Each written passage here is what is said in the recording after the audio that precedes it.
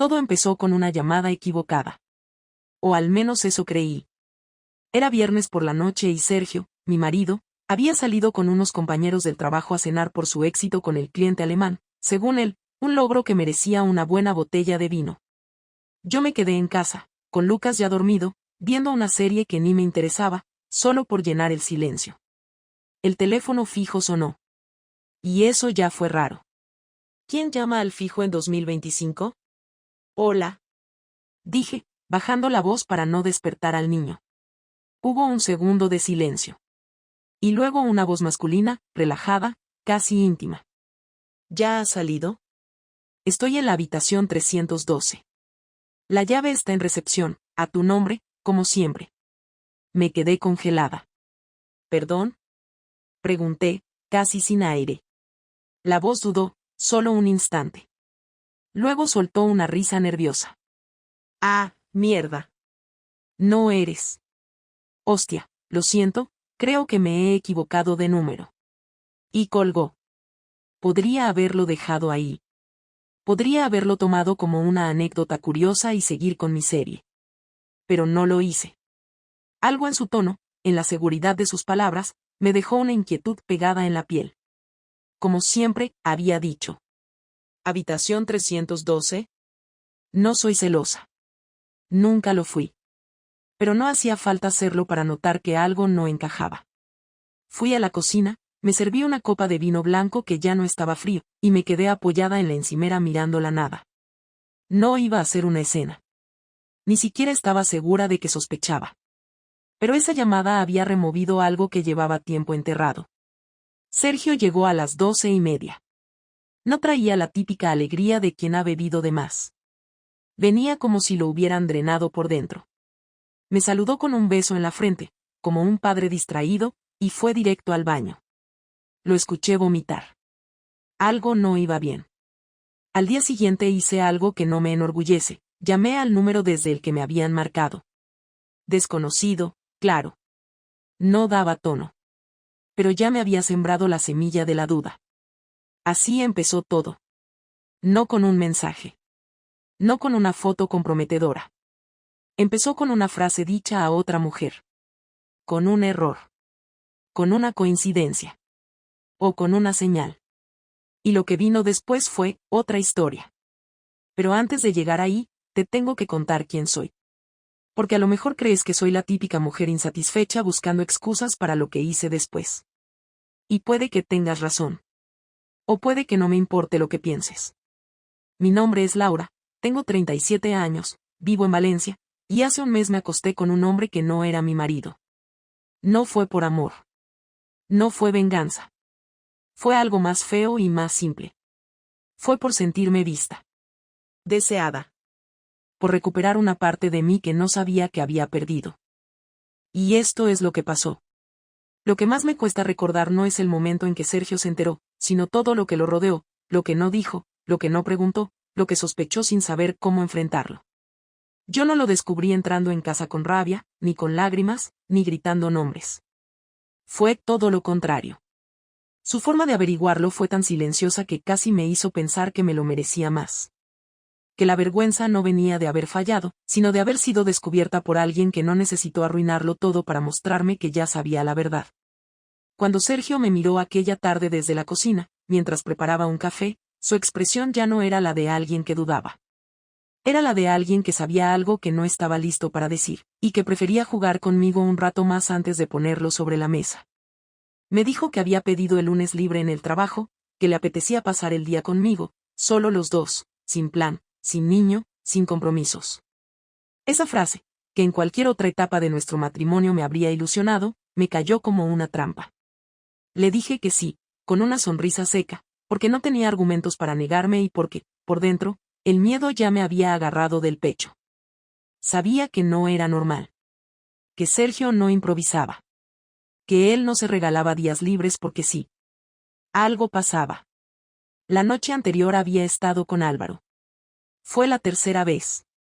Nada romántico, nada planeado, fue un encuentro rápido en su coche, en un parking vacío cerca del centro comercial. Ni siquiera llegamos a hablar de nada importante. Él hizo una broma sobre cómo llevaba ropa interior roja como si eso fuera un gesto especial, y yo le seguí el juego como si de verdad tuviera sentido. Volví a casa oliendo a su colonia y me duché antes de entrar en la habitación. Sergio dormía. O fingía dormir. Me metí en la cama sin tocarlo, como todas las noches desde hacía meses, y me prometí que sería la última vez que me veía con Álvaro. No por culpa, sino por esa sensación ridícula de que la mentira ya no tenía escapatoria, y era mejor matarla antes de que se hiciera aún más fea. El lunes, Sergio me despertó con el desayuno en la mesita de noche. No lo había hecho en años. Tostadas, zumo, café con leche, todo en silencio. Se sentó al borde de la cama y me miró con esa cara suya que siempre parecía más de juez que de marido. Me preguntó si tenía algo que hacer ese día. Le dije que no. Me dijo que había reservado un coche en alquiler, que quería que nos fuéramos a pasar el día a Altea. No sabía qué decir. Me vestí rápido, sin maquillarme.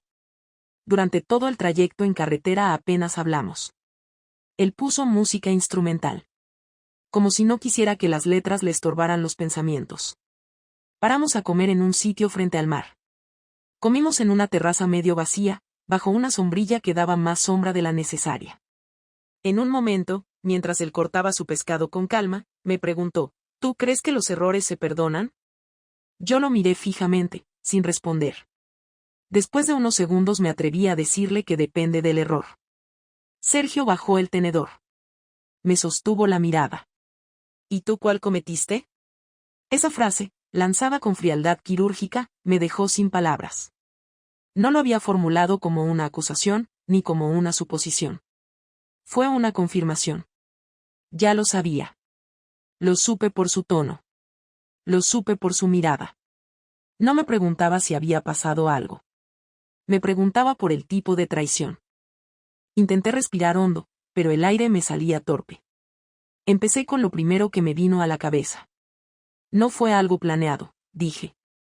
No estoy enamorada de él, no significa nada. Sergio asintió una sola vez. Luego volvió a mirar su plato. ¿Quién es? Me mordí el labio. No respondí. Lo conozco, insistió. No es alguien cercano, mentí. Él sonrió, pero fue esa sonrisa que uno lanza cuando deja de creer en la persona que tiene delante. Me preguntó si seguía viéndolo. Le dije que no. Otra mentira. A los pocos segundos bajó la vista y dijo, pues te creo, porque ya no me importa. Esa frase me dolió más que cualquier insulto. Me habría dolido menos que gritara, que me llamara puta, que se fuera de la mesa. Pero ese ya no me importa era la señal de que algo en él se había apagado. No en ese momento. Desde antes. Desde mucho antes de Álvaro. Tal vez por mi culpa. Tal vez por la suya. Quizás por la forma en que el tiempo te va desconectando sin que te des cuenta, hasta que dejas de querer tocar a la persona que duerme a tu lado. Intenté agarrarle la mano, pero me la retiró con suavidad. No me lo prohibió. Solo me mostró que ya no lo necesitaba. Volvimos a casa sin hablar. El coche olía al perfume que llevaba puesto, uno que Sergio me regaló por mi cumpleaños años atrás, cuando aún prestaba atención a lo que me gustaba. Mientras conducía, me preguntó en voz baja, ¿lo haces por aburrimiento o por necesidad? No respondí. Él tampoco volvió a preguntar. Llegamos a casa, se duchó, se cambió, y se encerró en el despacho. Yo me quedé sentada en la cocina mirando mi taza de café medio vacía, sintiendo cómo se iba cerrando un ciclo. Esa noche dormimos en la misma cama, pero más lejos que nunca. Al día siguiente, se levantó antes que yo, despertó a Lucas, lo llevó al colegio sin pedirme nada. Cuando volvió, me dejó una hoja doblada sobre la mesa del comedor. La abrí. Era una hoja con 2 columnas. En una, horarios del niño, médicos, actividades, tareas domésticas, claves de cuentas compartidas. En la otra, una lista de cosas que él iba a sacar de casa a final de semana. No te preocupes, escribió al final, no voy a decir nada a Lucas, no aún. Vamos a fingir un tiempo más, tú sabrás cómo manejar tu parte. No me busques. No lo necesito. No es venganza. Solo es lo que tiene que pasar. Y ahí supe que Sergio no era un hombre que explotara, ni uno que suplicara. Era un hombre que se marchaba cuando algo se rompía, sin gritar, sin escándalos, sin portazos. Y que eso, por jodido que fuera, era mucho peor que cualquier drama. No me dijo nada durante 3 días. Ni una pregunta, ni un reproche, ni una frase fuera de lugar. No hubo gritos, no hubo indirectas, no hubo discusiones en voz baja en la cocina. Nada. Lo único que hizo fue cumplir su horario al pie de la letra, hablar con Lucas con una calma que a mí me parecía insoportable, y mirarme como si ya no me reconociera. La tensión se podía tocar con las manos, pero ninguno de los dos la nombraba.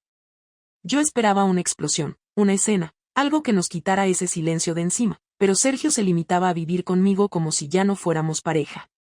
Dormíamos en la misma cama pero ya ni siquiera me daba la espalda, simplemente se tumbaba, apagaba la luz y cerraba los ojos.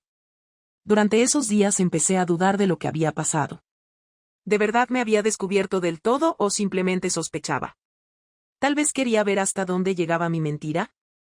Pensé en confesarlo todo por completo, en contarle quién era Álvaro, cuando empezó, cómo fueron las cosas, pero me detuve cada vez que veía su cara de indiferencia, como si ya no necesitara saberlo.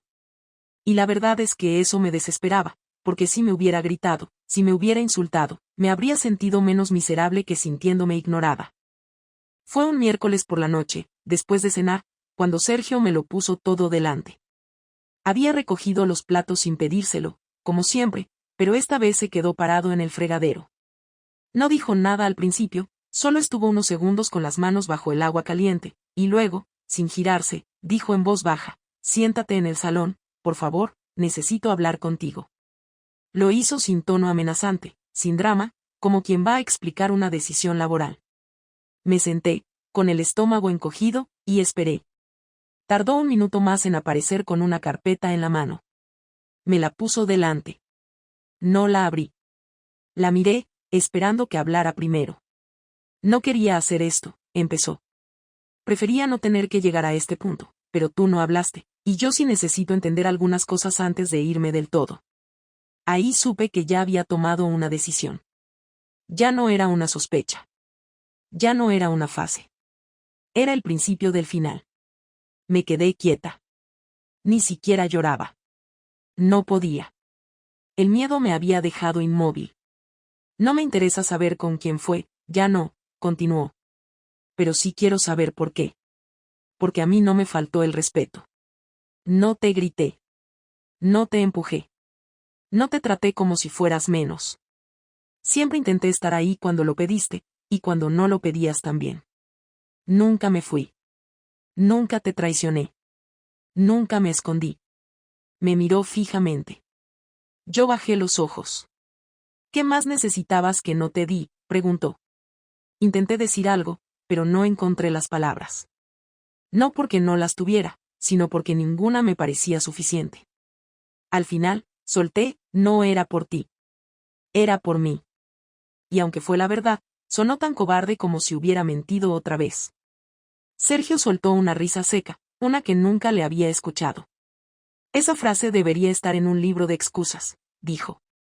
Por ti, ¿por qué? ¿Te aburrías? ¿Querías sentirte joven otra vez? ¿Te dolía que yo no te mirara como antes? No me sentía vista, dije por fin. No me sentía deseada. Me sentía invisible. Al decirlo en voz alta sentí que algo dentro de mí se rompía. No era una excusa. Era la verdad. Era lo que venía arrastrando desde hacía años. No es justificación, Sergio, sé que no lo es, pero me perdí a mí misma y cuando alguien me prestó atención no supe decir que no. No pensé en ti, ni en Lucas, ni en nada. Solo pensé en no sentirme vacía durante 1 hora. Él asintió, como si ya se lo esperara. No te voy a perdonar, dijo. Y no porque me hayas fallado físicamente, sino porque mentiste durante semanas.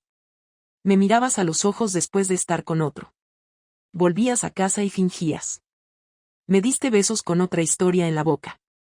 No sé qué es peor, si el sexo o la mentira, pero me hiciste sentir un idiota en mi propia casa. Y eso no lo quiero volver a sentir nunca más. Quise acercarme, tocarle la mano, pedirle que al menos intentáramos hablar más. Le dije que estaba dispuesta a ir a terapia, a hacer lo que fuera necesario para que volviéramos a estar bien. Le prometí que se había terminado, que no volvería a hablar con Álvaro, que lo único que quería era salvar lo que quedaba de nosotros. Sergio me escuchó en silencio.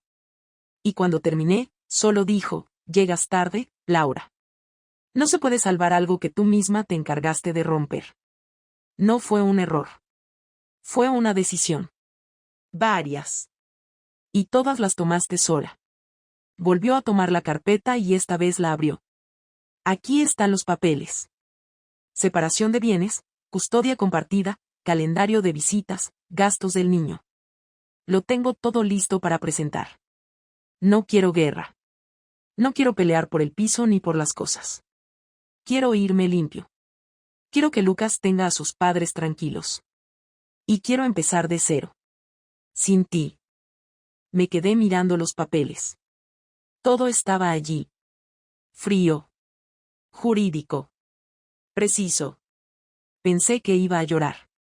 Pensé que iba a gritarle que no podía decidir eso sin más, que teníamos un hijo, una casa, una vida. Pero lo cierto es que no me salió ni una palabra. Porque me di cuenta de que no estaba ahí para negociar.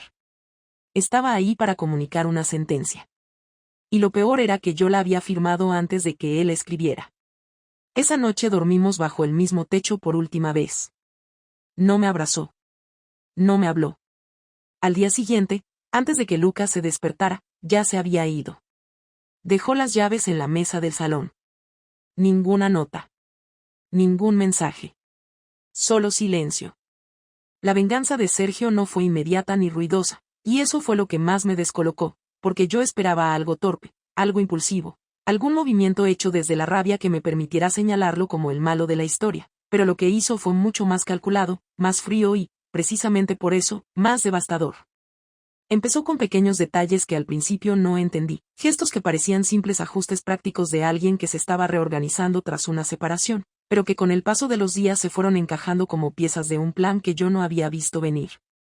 El lunes siguiente a su marcha, al volver de dejar a Lucas en el colegio, encontré un correo suyo en mi bandeja de entrada, escrito con el mismo tono neutro que había usado durante nuestra última conversación, donde me informaba de que había solicitado el cambio de domiciliación de su nómina, que había cancelado las tarjetas compartidas y que, a partir de ese momento, los gastos del niño se dividirían estrictamente según lo acordado en los papeles. No había reproches ni frases de más, solo información precisa, como si me estuviera escribiendo un gestor y no el hombre con el que había compartido más de una década de vida. Ese mismo día, al intentar pagar la compra semanal, mi tarjeta fue rechazada. No porque no hubiera dinero, sino porque ya no tenía acceso a esa cuenta. Me quedé de pie en la caja del supermercado con una fila de gente detrás, sintiendo cómo me ardían las mejillas mientras sacaba otra tarjeta, una de crédito que apenas usaba, para poder salir de allí sin montar una escena. Esa fue la primera bofetada. No física, no verbal, pero real. De repente entendí que ya no estaba protegida por nada, que la red de seguridad que había dado por sentada durante años ya no existía, y que Sergio no iba a suavizar el golpe por pena ni por costumbre. A los pocos días llegó la segunda parte, y fue la que realmente me dejó sin aire. Me llamó la directora del colegio de Lucas para pedirme que pasara por allí esa misma tarde. No me dio explicaciones, solo dijo que era importante. Pensé en algún problema con el niño, en una pelea, en una mala nota, en cualquier cosa que tuviera sentido, pero no en lo que encontré al entrar en su despacho. Sergio estaba allí, sentado frente a la mesa, con la espalda recta y esa expresión suya de estar controlándolo todo. Me saludó con educación, como si nos viéramos en una reunión de trabajo, y me indicó que me sentara.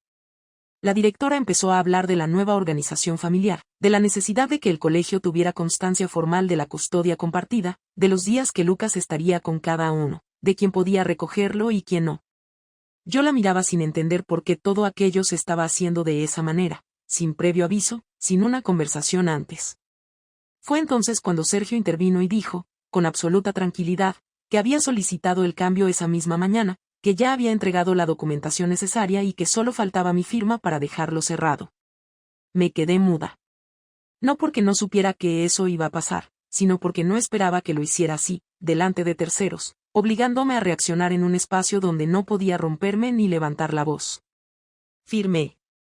No tenía otra opción. Y él lo sabía. La tercera sacudida llegó una semana después, cuando pensé que ya no quedaban sorpresas. Álvaro me escribió para decirme que no volviéramos a vernos, que era mejor cortar del todo, que la situación se había complicado. No entendía a qué se refería hasta que, esa misma tarde, me encontré con una de las madres del colegio que apenas me dirigió la palabra y otra que directamente me preguntó, sin rodeos, si era verdad lo que se estaba comentando. No me dijo que se comentaba, no hizo falta. Lo supe por su cara, por ese gesto incómodo de quien se siente con derecho a juzgar pero no quiere ensuciarse demasiado. Al llegar a casa, encontré otro correo de Sergio. En él me informaba de que había considerado necesario hablar con el orientador del colegio para asegurar que Lucas tuviera apoyo emocional durante el proceso, y que en esa conversación había explicado las razones de la separación para evitar malentendidos futuros. No mencionaba detalles, no daba nombres, pero dejaba claro que yo había sido infiel y que él había decidido marcharse para preservar un entorno estable para nuestro hijo. Ahí entendí que su venganza no era destruirme de golpe, sino desmontar, pieza a pieza, la imagen que yo creía tener. No exageró, no inventó nada, no me difamó. Solo dijo la verdad en los espacios donde más dolía que se dijera. En el colegio. En el entorno cercano. En los lugares donde yo seguía fingiendo normalidad. Y lo hizo sin pedirme permiso, sin consultarme, sin darme la oportunidad de preparar una versión más amable de la historia. Cuando lo enfrenté por teléfono, porque ya no tenía fuerzas para hacerlo en persona, le pregunté si disfrutaba haciéndome esto, si de verdad necesitaba hundirme para seguir adelante.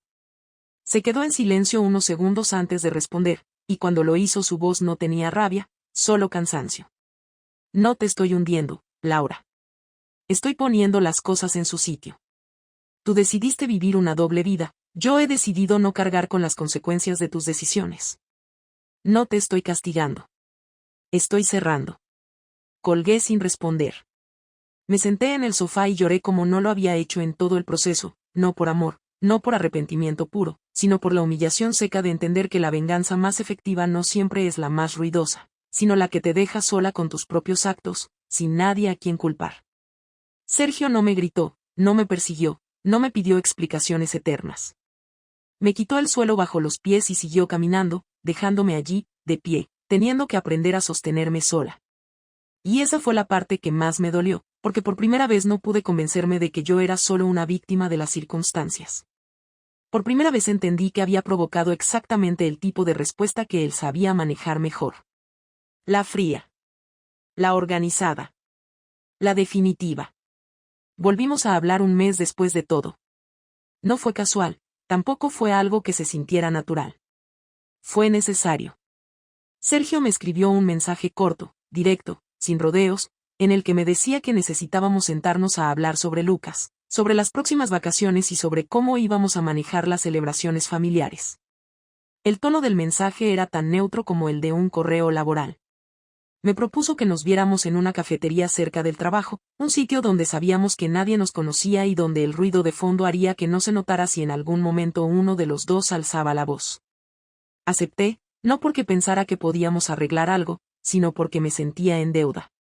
No había cerrado bien nada y, por mucho que él hubiera tomado todas las decisiones necesarias, seguía teniendo cosas que decirle, aunque no supiera si quería escucharlas. Llegué 10 minutos antes y él llegó justo a la hora acordada. Vestía igual que siempre, con esa camisa azul que solía usar los lunes, y por un segundo me pareció que no había pasado nada entre nosotros, que seguíamos siendo esa pareja que discutía por tonterías y luego se reconciliaba sin tocar lo esencial. Pero luego me miró y supe que no, que esa mirada ya no era la de alguien que vuelve, sino la de alguien que está seguro de no dar ni un paso atrás. Se sentó, pidió un café sin mirarme directamente, y cuando la camarera se fue, sacó una hoja doblada de su bolsillo. La colocó sobre la mesa y dijo, sin darle más vueltas, que había anotado todos los temas que quería tocar. Dijo que no quería improvisar, que prefería que la conversación fuera concreta y útil. Lo escuché en silencio. Yo no llevaba papeles, ni listas, ni apuntes. Solo iba con la intención de ver si quedaba algo de él que pudiera reconocer como parte de mi vida anterior. Hablamos primero de Lucas. De sus horarios, de su rendimiento en el colegio, de que últimamente se mostraba más irritable y que quizás sería bueno llevarlo a un psicólogo infantil para que pudiera hablar con alguien que no fuéramos nosotros. Le dije que estaba de acuerdo. Que había notado lo mismo. Que el niño no entendía por qué su padre se iba los domingos por la tarde en vez de quedarse a cenar como antes. Sergio anotó algo en la hoja, como si llevara un acta mental de cada paso, y luego preguntó por la relación con mis padres, si habían dicho algo sobre lo que había pasado. Le dije que preferían no involucrarse. Que no estaban contentos, pero que tampoco me habían juzgado abiertamente. Él asintió y dijo que ya lo imaginaba, que nunca fueron de meterse en nuestras cosas. Durante unos minutos no hablamos. Solo tomamos el café en silencio, como si no supiéramos cómo saltar al tema que flotaba en el aire desde que nos sentamos. Fui yo quien lo rompió, más por incomodidad que por valentía. Le pregunté si había conocido a alguien. No porque me interesara de verdad, sino porque necesitaba saber si él ya estaba mirando hacia otra parte mientras yo seguía estancada en el mismo punto. Me miró con una expresión cansada, casi como si la pregunta le molestara por lo obvia. No. No estoy para eso. No ahora. No sé si más adelante. Pero ahora no. Su respuesta fue tan clara que dolió más que si hubiera dicho que sí. Porque no era que no pudiera rehacer su vida, era que no le interesaba hacerlo todavía, como si todo esto le hubiera dejado una herida que aún no pensaba cerrar con nadie más. Le dije que lo entendía, aunque no estaba segura de hacerlo del todo. Luego fue él quien me preguntó si seguía viéndome con Álvaro. Negué con la cabeza y le dije que había terminado todo desde antes de que él se fuera. Lo dije con la voz más firme que pude, sabiendo que no tenía forma de probarlo. Él no respondió a eso.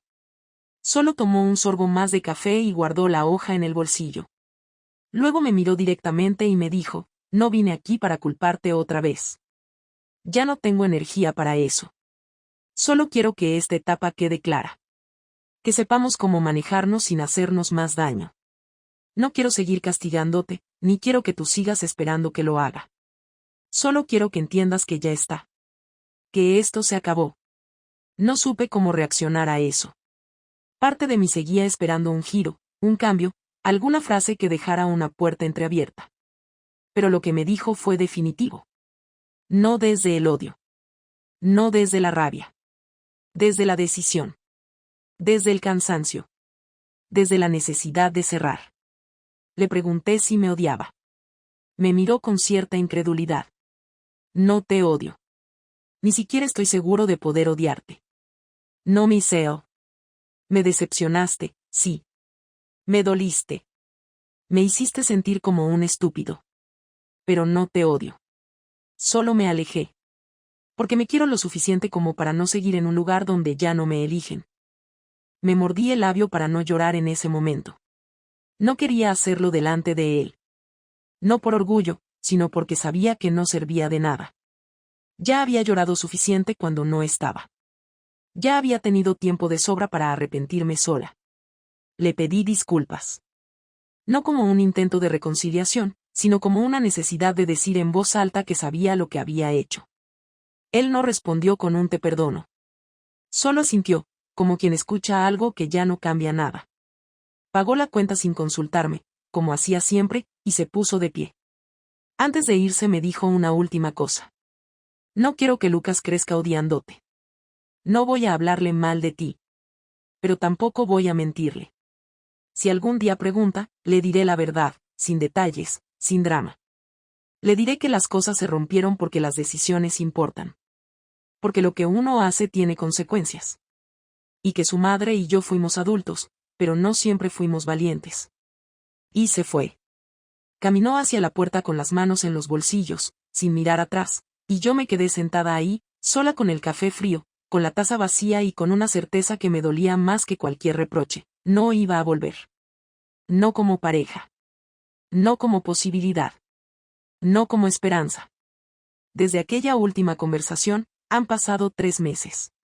En ese tiempo, mi rutina cambió de forma definitiva. Ya no espero llamadas, ya no reviso el teléfono por costumbre, ya no dejo la puerta del baño entreabierta porque ya no hay nadie a quien esperar del otro lado. Lucas se ha ido acostumbrando a la nueva dinámica. Al principio preguntaba por qué su padre ya no dormía en casa o por qué no venía los fines de semana completos, y yo le respondía con las palabras que habíamos acordado, sin dramatismos, sin inventos, con la neutralidad suficiente como para que no se sintiera parte de una disputa. Poco a poco dejó de preguntar. Ahora simplemente acepta que tiene 2 casas, 2 horarios, 2 padres que se ven poco y que ya no se hablan más allá de lo estrictamente necesario. Cuando lo dejo con Sergio los viernes por la tarde, el niño le salta encima como si no lo hubiera visto en meses, y cuando vuelve el domingo por la noche, llega contento pero cansado, y se mete en la cama sin hacer muchas preguntas. Yo me quedo en el salón, mirando el techo o cualquier serie que me distraiga lo justo para no pensar demasiado. Volver a la rutina sin Sergio ha sido más fácil de lo que esperaba, y eso, en lugar de darme alivio, me ha dejado una sensación constante de fracaso. No porque lo eche de menos cada día, sino porque me doy cuenta de que ya vivíamos separados desde hacía tiempo, aunque durmiéramos en la misma cama. Lo que pasó con Álvaro fue solo el síntoma más evidente de algo que llevaba meses, tal vez años, incubándose en silencio. No lo justifico, no lo defiendo, pero ya no necesito buscarle más explicaciones. Ya no me interesa debatir conmigo misma si lo que hice fue una reacción a una vida que no funcionaba o si simplemente fue una elección equivocada.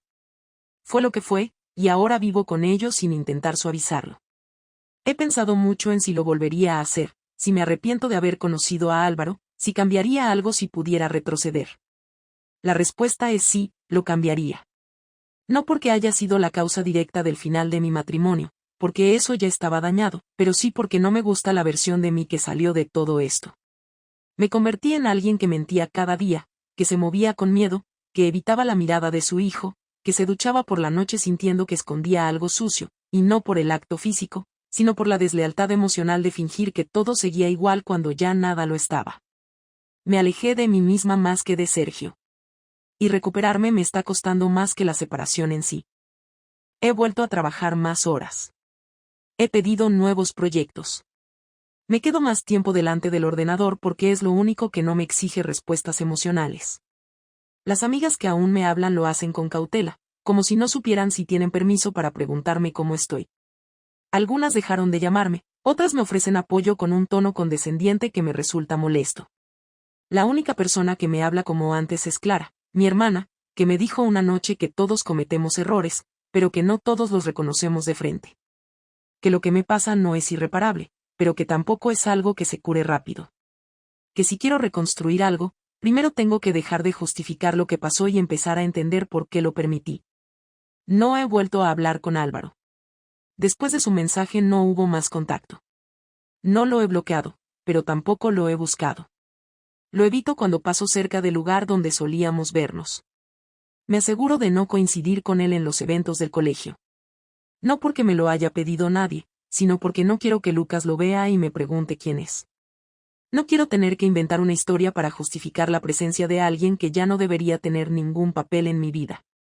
Y si alguna vez nos cruzamos, supongo que solo bastará con un gesto de cabeza y nada más. Porque eso es lo que queda cuando una historia se apaga sin dignidad, sin madurez, solo con el peso de haber sido algo que no debía empezar. Sergio no ha cambiado de trabajo ni de ciudad. Sigue en el mismo sitio, con los mismos horarios, con la misma rutina que tenía cuando estábamos juntos, pero ahora vive en un piso más pequeño, cerca de donde vivíamos antes. Lucas me ha contado que ha decorado su habitación igual que la que tenía en casa, que le compró las mismas sábanas, los mismos libros, que hasta le compró un segundo pijama igual al que usa aquí, para que no sienta que está cambiando de mundo cada fin de semana. Eso me dolió, no porque esté mal, sino porque me recordó que él siempre pensó en los detalles, incluso cuando yo ya no los notaba. No me atrevo a preguntarle si está saliendo con alguien. No quiero saberlo. No por celos, sino porque me daría vergüenza enterarme por terceros. Si algún día él quiere decirme que ha rehecho su vida, lo hará, y tendré que escucharlo sin mostrar incomodidad. Pero hasta ahora no ha mencionado nada.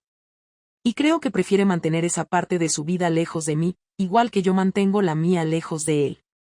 A veces, por la noche, pienso en todo lo que ocurrió como si fuera la vida de otra persona. Me veo desde fuera, tomando decisiones que ahora me parecen ajenas, justificando cosas que ya no sostendría frente al espejo. Me gustaría decir que aprendí algo concreto, que hay una lección clara al final de todo esto, pero sería falso. No hay moraleja. Solo queda vivir con las consecuencias. Solo queda aceptar que el tiempo no perdona a quienes se mienten a sí mismos. Ahora sé que no quiero una relación nueva.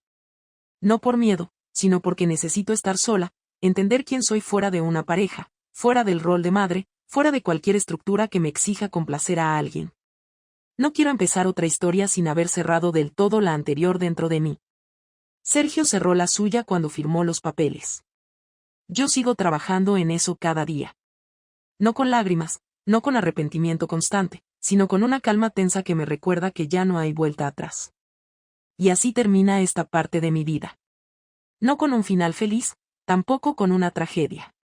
Solo con una mujer que se equivocó, que perdió lo que tenía, que entendió demasiado tarde lo que estaba en juego y que ahora sigue caminando, sin héroes, sin culpables únicos, solo con una versión más clara, aunque más dura, de sí misma.